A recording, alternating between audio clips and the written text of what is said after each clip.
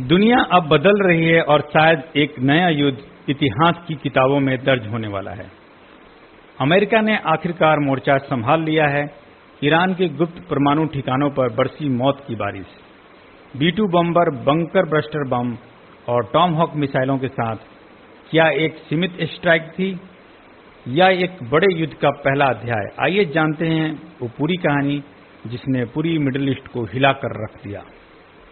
Iran के 3 सबसे महत्वपूर्ण परमाणु ठिकाने फोर्डो, नतांज और इस्फहान अब इतिहास बन चुके हैं। इन जगहों को दशकों से इतनी गहराई और सुरक्षा के साथ तैयार किया गया था कि कोई देश इन्हें सिर्फ धमकी नहीं बल्कि युद्ध समझता था। लेकिन अमेरिका ने तय किया अब बात चेतावनी की नहीं, सीधी कार्रवाई की होगी। और इस कार्रवाई की शुरुआत हुई गुप्त रूप से, बिना कोई प्रचार के। B-2 स्टील्थ बॉम्बर, अमेरिकी वायुसेना का सबसे खतरनाक हथियार। यह विमान इतना एडवांस है कि पारंपरिक रडार सिस्टम इसे पकड़ नहीं पाता। $2.1 बिलियन का यह विमान 50,000 फीट की ऊंचाई से उड़ता है और टारगेट पर सटीक निशाना लगाता है। इस बार भी रात के अंधेरे में B-2 ने ईरान के उन परमाणु ठिकानों पर ऐसा हमला किया कि जमीन हिल गई, लेकिन दुश्मन को भनक तक नहीं लगी। पर क्या सिर्फ ऊपर से बम गिराना काफी था? क्योंकि फोर्डो और नतांज जैसे ठिकाने जमीन के 200 फीट नीचे बने थे। इसलिए अमेरिका ने इस्तेमाल किया बंकर बस्टर बम।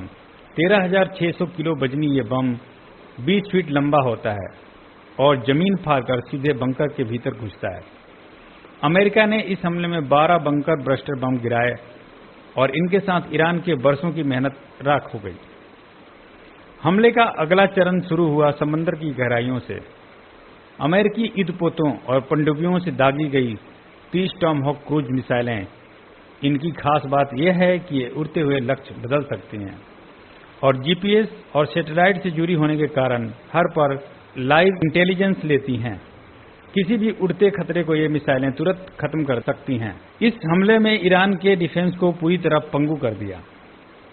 जब इतनी भारी कार्रवाई हो रही हो तो दुश्मन का जवाब आ सकता है, इसलिए आसमान में गश्त कर रहे थे F-22 रैप्टर और F-35 lighting fighter jets. F-32 की फुर्ती और F-35 स्टेल्थ की क्षमता ईरान की हर रडार प्रणाली को धोखा दे रही थी। यह विमान न सिर्फ सुरक्षा दे रहे थे बल्कि पलटवार की हर संभावना को जड़ से खत्म कर रहे थे। इनकी मौजूदगी ने अमेरिका को मिशन 100% सफलता दिलाई। लेकिन इतनी बड़ी कार्रवाई केवल हथियारों से नहीं होती है, इसके पीछे महीनों की प्लानिंग होती है। सैटेलाइट इमेज से लेकर ड्रोन सर्विलांस तक अमेरिका ने हर लोकेशन की सूक्ष्म जानकारी इकट्ठा की। सटीक लक्ष्य, सीमित समय और मिनिमल कोलेटरल डैमेज, यानी आम नागरिकों को नुकसान न हो। यही था इस मिशन का मूल मंत्र और यही अमेरिका की सैन्य रणनीति की ताकत है।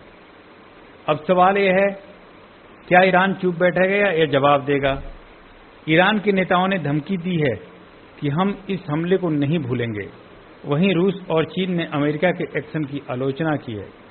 दूसरी ओर इजरायल पहले से ही फ्रंट लाइन पर है। अब जब अमेरिका की खुलकर मैदान में आ चुका है तो क्या हम तीसरे विश्व युद्ध की ओर बढ़ रहे हैं या यह हमला शांति का आखिरी मौका था? दोस्तों, सिर्फ हथियारों की लड़ाई नहीं है, ये विचारधाराओं की जंग है। शक्तिशाली देश अब तय कर रहे हैं कौन जिएगा और कौन नहीं। आपका क्या मानना है? क्या अमेरिका ने सही किया या युद्ध को टालने का एक और रास्ता था? नीचे कमेंट में जरूर बताएं।